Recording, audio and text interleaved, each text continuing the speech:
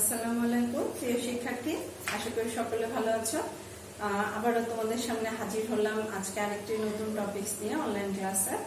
তো প্রথমে সবাইকে ক্লাসে অনেক অনেক স্বাগতম এবং অনেক সবার জন্য দোয়া রইল এবং সবার সুস্থতা কামনা করে আজকে আমরা ক্লাস শুরু করি। আজকে আমাদের যে টপিকসটি আলোচনা করব সেটি হচ্ছে ফিলিপস কার্ভ। ফিলিপস কার্ভ নিয়ে কথা বলার আগে আমরা কয়েকটি জিনিস একটু বলে নিই যে আমরা অর্থনৈতিক ক্রাইসিস নিয়ে আগে কথা বলেছিলাম, যেখানে আমরা ইনফ্লেশন বা মুদ্রাস্ফীতি, তারপরে আনএমপ্লয়মেন্ট ইত্যাদি ইত্যাদি বিষয় নিয়ে আলোচনা করেছিলাম। মূলত ইনফ্লেশন আনএমপ্লয়মেন্ট নিয়ে আলাদা আলাদাভাবে বিষয়গুলো নিয়ে আলোচনা করেছিলাম। তো ফিলিপস কার্ভ হচ্ছে মূলত আমাদের ইনফ্লেশন এবং আনএমপ্লয়মেন্টের মধ্যে রিলেশনটা কিরকম সেটি হচ্ছে সম্পর্ক নির্ধারণকারী একটা কার্ভ। এবং অর্থনীতিবিদ ফিলিপস এর নাম অনুসারে এই কার্ভের নামকরণ করা হয়েছে ফিলিপস কার্ভ এবং তারই সম্মানার্থে কার্ভকে আমরা নাম দিয়েছি ফিলিপস কার্ভ বা অর্থনীতিতে ফিলিপস কার্ভ হিসাবে পরিচিত। এবং এখানে যেটি নিয়ে বলা হচ্ছে যে মূলত ইনফ্লেশন এবং আনএমপ্লয়মেন্টের মধ্যে একটি বিপরীতমুখী সম্পর্ক বিরাজ করে, অর্থাৎ যদি অর্থনীতিতে ইনফ্লেশন বৃদ্ধি পায় তাহলে আনএমপ্লয়মেন্ট কমে যাবে, অথবা যদি আনএমপ্লয়মেন্ট বৃদ্ধি পায় ইনফ্লেশন কমে যাবে। আমরা এর আগে ফিলিপস কার্ভের আগে আবার একটু বলছি, ইনফ্লেশন এবং আনএমপ্লয়মেন্ট নিয়ে যখন আমরা কথা বলেছিলাম তখন হচ্ছে ইনফ্লেশন নিয়ে যখন বলেছিলাম তখন আমরা বিভিন্ন ধরনের মনিটারি এবং ফিসকাল পলিসির কথা বলেছিলাম, যার মাধ্যমে হচ্ছে আমাদের ইনফ্লেশনটা রিমুভ হবে বা কমে যাবে কিছুটা। আবার আনএমপ্লয়মেন্টের ক্ষেত্রেও আমরা কিন্তু মনিটারি এবং ফিসকাল পলিসি টেক করার কথা বলেছিলাম, যার মাধ্যমে আমাদের এই আনএমপ্লয়মেন্ট বা বেকারত্বটি আস্তে আস্তে কমে আসবে।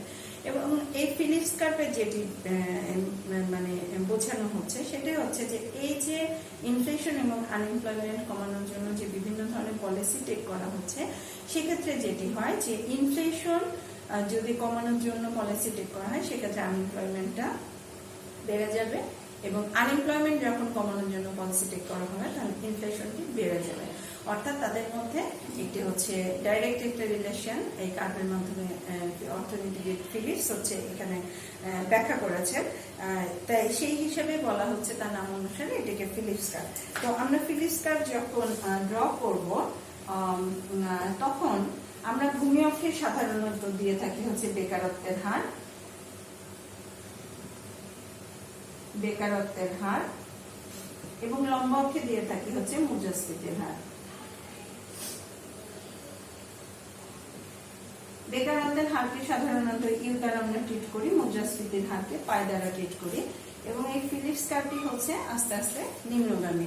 অর্থাৎ এর ফিলিপস কার্ভ দিয়ে আমরা যদি ব্যাখ্যা করি, আমরা সাপোজ আমাদের ইনফ্লেশন পাই 1, সেক্ষেত্রে আমার আনএমপ্লয়মেন্ট হচ্ছে U1। আমার যদি ইনফ্লেশন কমানো হয় পাই 1 থেকে পাই 2-তে, সেক্ষেত্রে আমার আনএমপ্লয়মেন্ট হচ্ছে বেড়ে যাচ্ছে। আবার যদি আনএমপ্লয়মেন্টকে কমানোর কথা বলি সেক্ষেত্রে ইনফ্লেশন রেটটা হচ্ছে বেড়ে যাচ্ছে। অর্থাৎ তাদের মধ্যে একটি ডাইরেক্টলি পজিটিভ নেগেটিভ রিলেশন এখানে আমরা দেখতে পাচ্ছি যে ইনফ্লেশন এবং আনএমপ্লয়মেন্টের মধ্যে একটা ডাইরেক্টলি নেগেটিভ রিলেশন আছে, যার কারণে আমরা যে কোনো একটি ক্রাইসিসকে যদি রিমুভ করতে চাই বা রিডিউস করতে চাই সেক্ষেত্রে অন্য ক্রাইসিসটি আমার ইনক্রিজ করবে। তো এই ক্ষেত্রে আরো কিছু ব্যাপার একটু আমরা উল্লেখ করতে চাই যে বেকারত্ব কমানোর জন্য বা কর্মসংস্থান বাড়ানোর জন্য আমরা সাধারণত হচ্ছে কন্ট্রাকশনারি আমরা এক্সপানশনারি ফিসকাল পলিসি বা সম্প্রসারণমূলক রাজস্ব নীতি বা এক্সপানশনারি মনিটারি পলিসি টেক করেছিলাম। মানে অর্থাৎ হচ্ছে সম্প্রসারণমূলক রাজস্ব এবং সম্প্রসারণমূলক মুদ্রানীতি গ্রহণ করা হয়েছিল, যেখানে আমরা দেখেছিলাম, আমরা বলে থাকি যে আমাদের ইনকাম লেভেল বেড়ে যাবে, মানে অর্থাৎ জনগণের ইনকাম লেভেল বেড়ে যেতে পারে। ইনকাম লেভেল যদি বেড়ে যায় আস্তে আস্তে হচ্ছে ডিমান্ড বৃদ্ধি পাবে, ডিমান্ড যদি বৃদ্ধি পায় ইনভেস্টমেন্ট বেড়ে যাবে, আনএমপ্লয়মেন্ট বাড়বে এবং সেক্ষেত্রে প্রাইসটি হচ্ছে আস্তে আস্তে বেড়ে যাবে।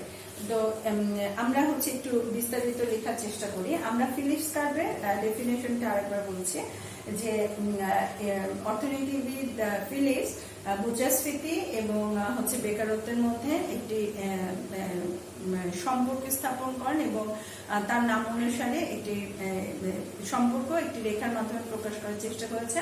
তার নাম অনুসারে এই রেখার নামকরণ করা হয়েছে ফিলিপস কার্ভ, এবং ফিলিপস কার্ভটি হচ্ছে সাধারণত বাম থেকে ডানে নিম্নগামী। এবং এখানে আমরা দেখতে পাচ্ছি যে ফিলিপস কার্ভের মধ্যে মুদ্রাস্ফীতির হার এবং বেকারত্বের হার সরাসরি ডাইরেক্টলি রিলেটেড, এবং তাদের মধ্যে একটি নেগেটিভ রিলেশন আমরা এখানে দেখতে পাচ্ছি। অর্থাৎ যদি অর্থনৈতিক ইনফ্লেশন কমানো হয় আনএমপ্লয়মেন্ট বেড়ে যাবে, এবং আনএমপ্লয়মেন্ট যদি কমানো হয় ইনফ্লেশন বেড়ে যাবে। তো এখন আমরা এখানে যে ইম্পর্টেন্ট কথাগুলো আমরা এখানে বলতে চাচ্ছি সেটি হচ্ছে আমাদের বেকারত্ব কমানোর জন্য আনএমপ্লয়মেন্ট বা বেকারত্ব কমানোর জন্য আমরা যেটা করেছিলাম যে আমাদের যদি এক্সপানশনারি ফিসকাল এবং মনিটারি পলিসি টেক করা হয়, সেক্ষেত্রে আমাদের একদিকে ডিমান্ড বেড়ে যায়, একদিকে ডিমান্ড যদি বাড়ে ইনভেস্টমেন্ট বাড়ে এমপ্লয়মেন্ট বাড়ে, এন্ড ফর এমপ্লয়মেন্ট যখন বাড়ে তখন হচ্ছে প্রাইস লেভেল বেড়ে যায়। অর্থাৎ আমার এই যে বেকারত্ব কমানোর জন্য আমরা যে পলিসিটা টেক করছি সেখানে আমরা দেখছি প্রাইস লেভেলটা গ্রো করছে, অর্থাৎ এখানে ইনফ্লেশনটা রাইজ হচ্ছে।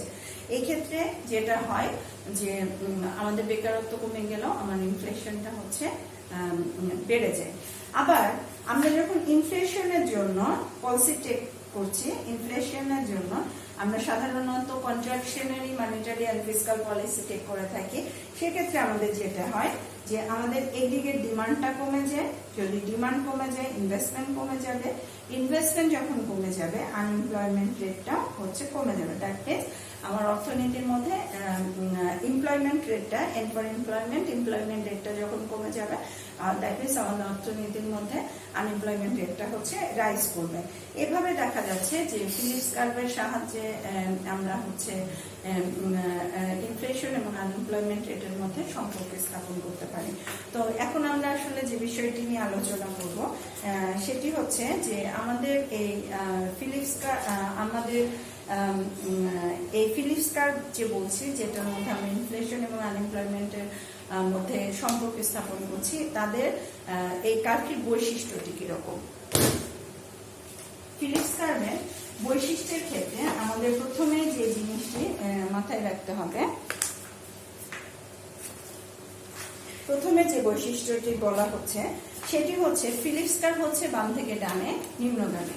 আমরা একটু বোঝার চেষ্টা করি যে ফিলিপস কার্ভ, সংক্ষেপে আমি পিসি লিখছি, Phillips curve, P for Phillips, C for curve. Phillips curve বাম থেকে ডানে নিম্নগামী, বাম থেকে ডানে নিম্নগামী। এই ক্ষেত্রে আমরা যদি ছবিটা আঁকি, একটু আগে এঁকেছিলাম আবার আঁকছি, unemployment rate, inflationary rate, Phillips কার্ভটি এরকম।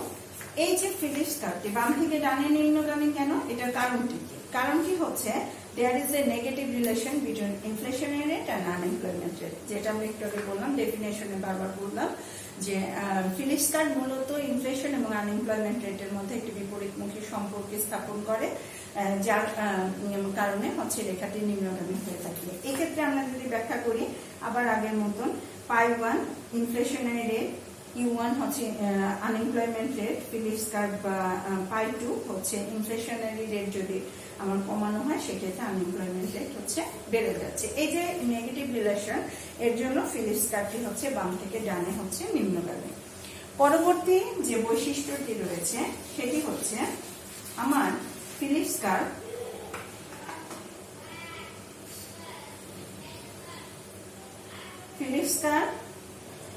মূল বিন্দু থেকে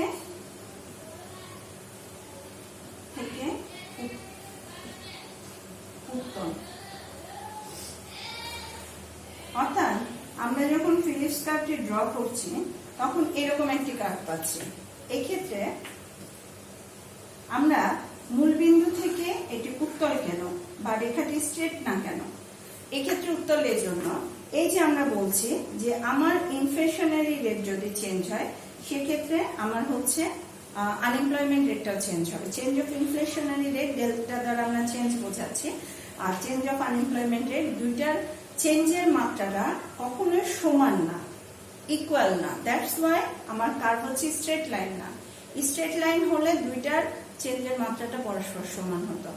আমরা ইনফ্লেশনারি রেট যদি কাউন্ট করি সেটা মানিতে কনভার্ট করে স্মুথলি আমরা কাউন্ট করতে পারি, কিন্তু আনএমপ্লয়মেন্ট রেটটা কিন্তু মানিতে কনভার্ট করে একটু সময় সাপেক্ষ বা মেজারমেন্ট একটু ডিফারেন্ট।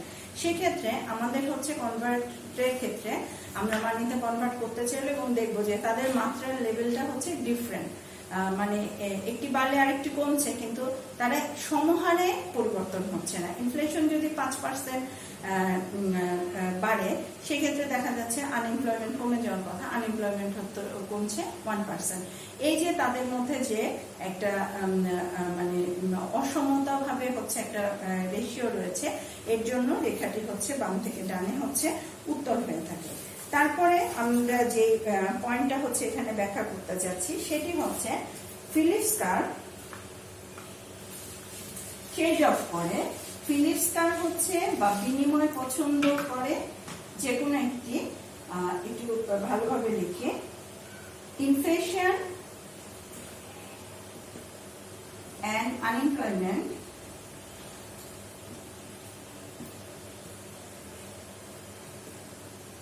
বিষয়ের মধ্যে ট্রেড অফ করে।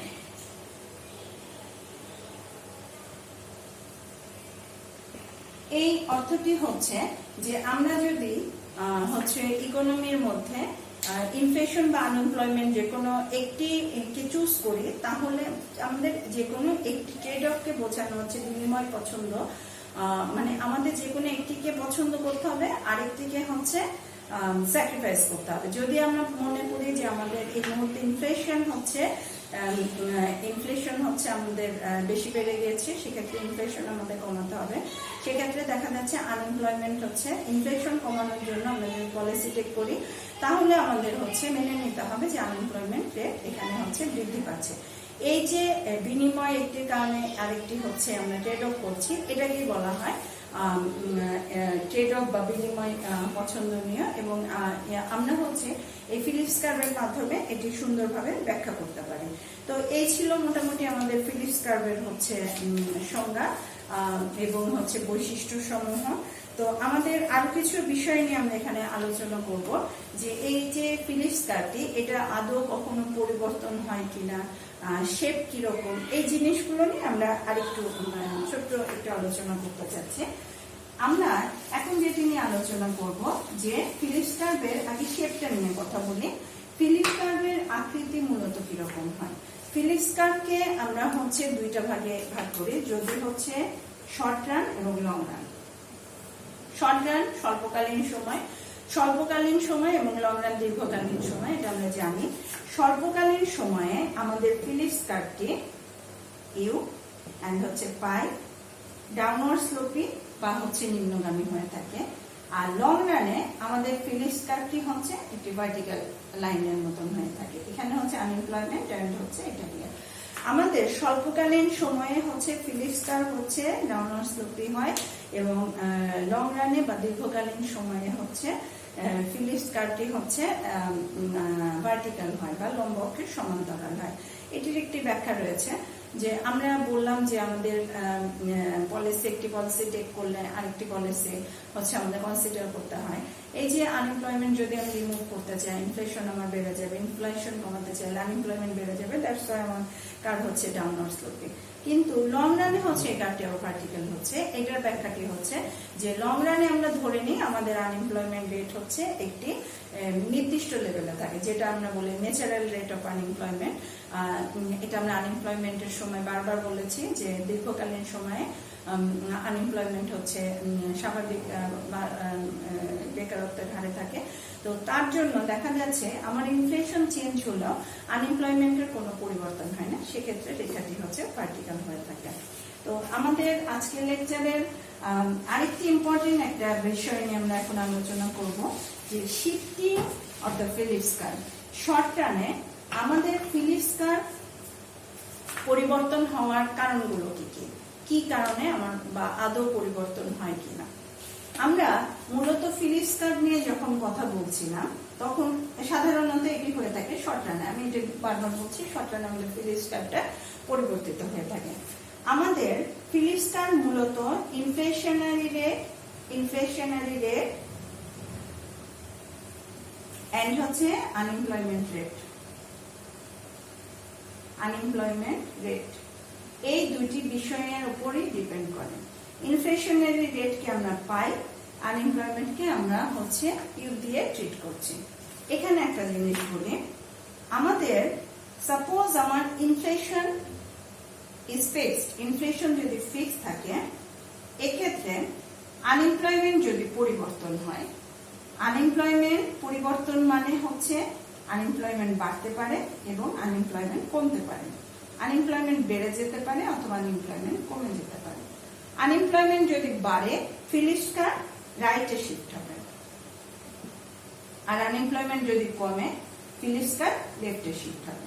আমি আবার বলছি, আমার ইনফ্লেশন হচ্ছে ফিক্সড, ইনফ্লেশন যদি অপরিবর্তিত থাকে, আমার হচ্ছে আনএমপ্লয়মেন্ট যদি পরিবর্তন হয়, পরিবর্তন মানে হচ্ছে বৃদ্ধি পাবে অথবা হ্রাস পাবে।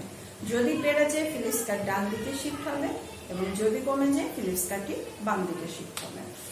আরেকটি কারণ আছে, সেটি হচ্ছে একইভাবে আমার ইনফ্লেশন পরিবর্তন হবে। সাপোজ এখানে আমরা ধরে নিব আনএমপ্লয়মেন্ট রেট ফিক্সড, ইনফ্লেশন যদি পরিবর্তন হয়, ইনফ্লেশন বাড়তে পারে অথবা কমতে পারে। ইনফ্লেশন যদি বাড়ে তাহলে ইনফ্লেশন রাইটে যাবে, ফিলিপস কার্ভ রাইটে যাবে, আর যদি কমে ফিলিপস কার্ভ লেফটে যাবে। এই যে এই পরিবর্তন হলে তখন আমার ফিলিপস কার্ভটি টোটালি হচ্ছে শিফট হবে। তো এই ক্ষেত্রে আমরা ছবিটা কিভাবে আঁকবো, আমি আবার বলছি, মূলত দুটি জিনিসের উপর আমার ফিলিপস কার্ভটি ডিপেন্ড করে, একটা হচ্ছে ইনফ্লেশনারি রেট আর একটা আনএমপ্লয়মেন্ট রেট। আমার ইনফ্লেশনারি রেট যদি ফিক্স থাকে বা ইনফ্লেশন ফিক্স থাকে অর্থনীতির মধ্যে, আনএমপ্লয়মেন্ট যদি চেঞ্জ হয়, বাড়তে পারে বা কমতে পারে, এই দুইটা যে কোনো কারণে আমার কিন্তু ফিলিপস কার্ভ শিফট করবে বা স্থানান্তরিত হবে। আবার যদি হচ্ছে ইনফ্লেশন আনএমপ্লয়মেন্ট ফিক্স থাকে, তখন যদি ইনফ্লেশন বেড়ে যায় তখন হচ্ছে ফিলিপস কার্ভ ডানে যাবে, আর যদি কমে যায় ফিলিপস কার্ভ বামে যাবে। এখন আমরা শুধুমাত্র ছবিটি আঁকবো।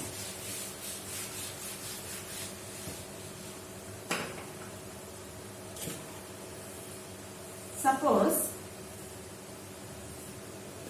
Inflationary rate, unemployment rate, Phillips curve PC, নাম দিলাম পিসি1। প্রথম ফিলিপস কার্ভ, আমরা প্রথমে যেটি বললাম আমার ইনফ্লেশন ফিক্সড, ইনফ্লেশন ধরলাম আমার এই লেভেলে ফিক্সড আছে।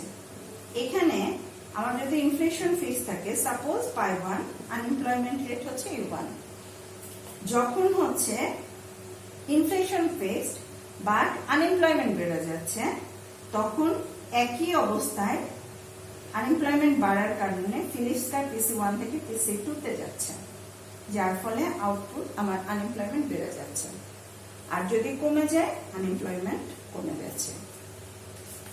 Inflationary rate fixed but unemployment বাড়ার কারণে ফিলিপস কার্ভ ডানে যাচ্ছে, আর আনএমপ্লয়মেন্ট কমার কারণে ফিলিপস কার্ভ বামে যাচ্ছে। এটাকে বলা হয় ফিলিপস কার্ভের শিফটিং বা স্থানান্তর। এটি হচ্ছে একটি কারণ। পরবর্তী যে ছবিটি আমরা আঁকবো সেটি হচ্ছে, আমরা একটু আগে যেটি বললাম যে আমার আনএমপ্লয়মেন্ট হচ্ছে ফিক্সড, এখানে ইনফ্লেশনারি রেট যদি চেঞ্জ হয়, ইনফ্লেশন বাড়ুক বা কমুক যেটাই হোক, আমরা আবার আঁকি ভূমি অক্ষে আনএমপ্লয়মেন্ট, লম্ব অক্ষে inflationary rate. Phillips curve PC, প্রথম Phillips curve, unemployment fixed, unemployment fixed নাম দিলাম ইউ1। প্রথম পিসির সাথে ইনফ্লেশন হচ্ছে পাই1, আমার ইনফ্লেশন বেড়ে গেল, আনএমপ্লয়মেন্ট রেট ইনফ্লেশন বেড়ে যাওয়ার কারণে ফিলিপস কার্ভ পিসি1 থেকে পিসি2 তে স্থানান্তরিত হয়। আর যদি কমে যায় পিসি3 তে স্থানান্তরিত হয়। আবার বলছি, এখানে যেটি বোঝানো হচ্ছে যে আমার আনএমপ্লয়মেন্ট রেট হচ্ছে ফিক্সড আছে। আমার আনএমপ্লয়মেন্ট রেট যখন হচ্ছে 1, তখন প্রথম ইনিশিয়াল ফিলিপস কার্ভ পিসি 1, এখানে হচ্ছে ইনফ্লেশনের রেট হচ্ছে পাই 1। আনএমপ্লয়মেন্ট রেট বেড়ে গেল, আমার ইনফ্লেশনের রেট হচ্ছে পাই 2। আনএমপ্লয়মেন্ট, একই আনএমপ্লয়মেন্ট রেটে ইনফ্লেশন হচ্ছে বেড়ে যাওয়ার কারণে নতুন পিসি হচ্ছে পিসি 2। একই আনএমপ্লয়মেন্টে আমার হচ্ছে ইনফ্লেশন কমে যাওয়ার কারণে তখন হচ্ছে ফিলিপস কার্ভ নিম্নগামী বা লেফটওয়ার্ড শিফটিং হবে, বামে শিফট হচ্ছে। তার কারণে আমরা ইনফ্লেশনের রেট পাচ্ছি পাই 3।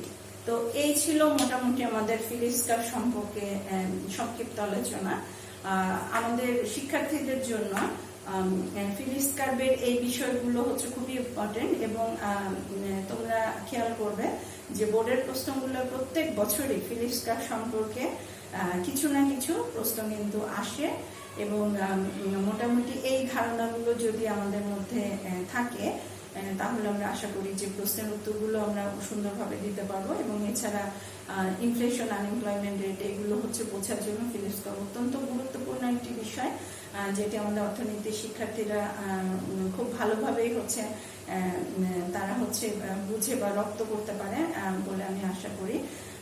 তো আর এখানে আরেকটি জিনিস, এখানে হচ্ছে আমাদের টোটাল কনসেপ্টটা কিন্তু গ্রাফিক্যাল কনসেপ্ট, এবং এখানে হচ্ছে প্রত্যেক জিনিস বা পুরো জিনিসটা তোমাদের হচ্ছে একটু বুঝে পড়তে হবে।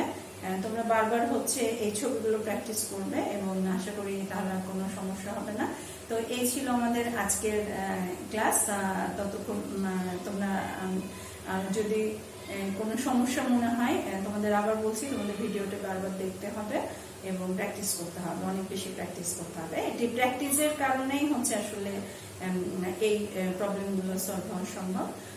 তো আশা করি তেমন কোনো সমস্যা হবে না। আজকে এখানে আমি শেষ করতে চাচ্ছি।